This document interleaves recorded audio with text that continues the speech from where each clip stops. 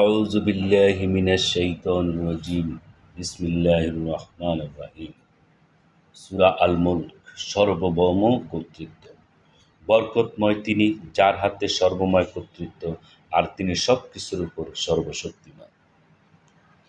যিনি মৃত্যু ও জীবন সৃষ্টি করেছেন যাতে তিনি তোমাদেরকে পরীক্ষা করতে পারেন কে তোমাদের মধ্যে আমলের দিক দিয়ে উত্তম, আর তিনি মহাপরাক্রমশালী, অতিশয় ক্ষমাশীল।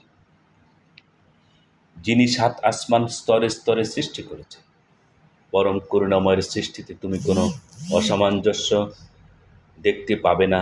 তুমি আবার দৃষ্টি ফিরাও, কোনো ত্রুটিও দেখতে পাও কি? অতঃপর তুমি দৃষ্টি ফিরাও একের পর এক, সেই দৃষ্টি অবনমিত ও ক্লান্ত হয়ে তোমার দিকে ফিরে আসবে। আমি নিকটবর্তী আসমানকে প্রতিপুঞ্জ দ্বারা সুশোভিত করেছি এবং সেগুলোকে শয়তানের প্রতি নিক্ষেপের বস্তু বানিয়েছি, আর তাদের জন্য প্রস্তুত করে রেখেছি জ্বলন্ত আগুনের আযাব। আর যারা তাদের রবকে অস্বীকার করে তাদের জন্য রয়েছে জাহান্নামের আযাব, আর কতই না নিকৃষ্ট সেই প্রত্যাবর্তন স্থল।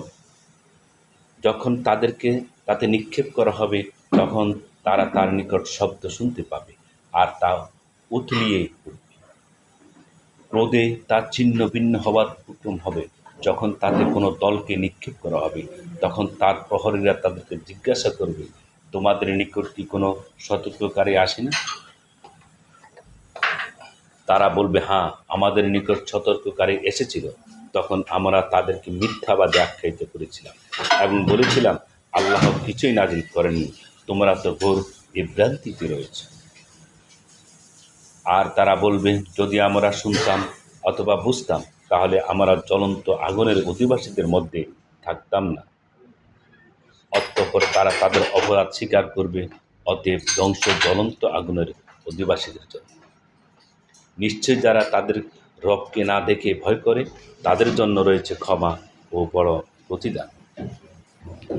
আর তোমরা তোমাদের কথা গোপন করো অতঃপর প্রকাশ করো, নিশ্চয় তিনি অন্তরসমূহে যা আছে সে বিষয়ে সম্যক অবগত। যিনি সৃষ্টি করেছেন তিনি কি জানেন না? অথচ তিনি অতি সূক্ষ্মদর্শী, পূর্ণ অবহিত।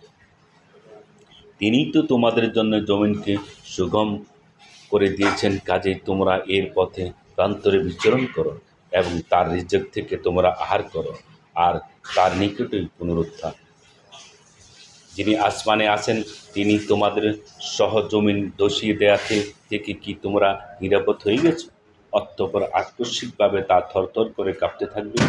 যিনি আসমানে আছেন দ্বারা আল্লাহকে বোঝানো হয়েছে, এর দ্বারা আল্লাহ যে আসমানে আছেন তা প্রমাণিত। যিনি আসমানে আছেন তিনি তোমাদের উপর পাথর নিক্ষেপকারী জড়ো হাওয়া পাঠানো থেকে তোমরা কি নিরাপদ হয়ে গেছ? তখন তোমরা জানতে পারবে কেমন ছিল আমার সতর্কবাণী। আর অবশ্যই তাদের পূর্ববর্তীরা অস্বীকার করেছিল বলে কেমন ছিল আমার প্রত্যাখ্যান এর শাস্তি।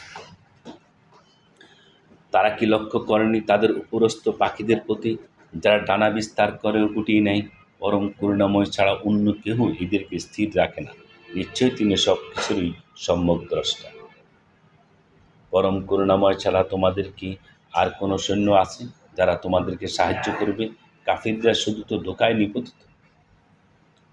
অথবা এমন কে আছে যে তোমাদেরকে রিজিক দান করবে যদি আল্লাহ তার রিজিক বন্ধ করে দেয়?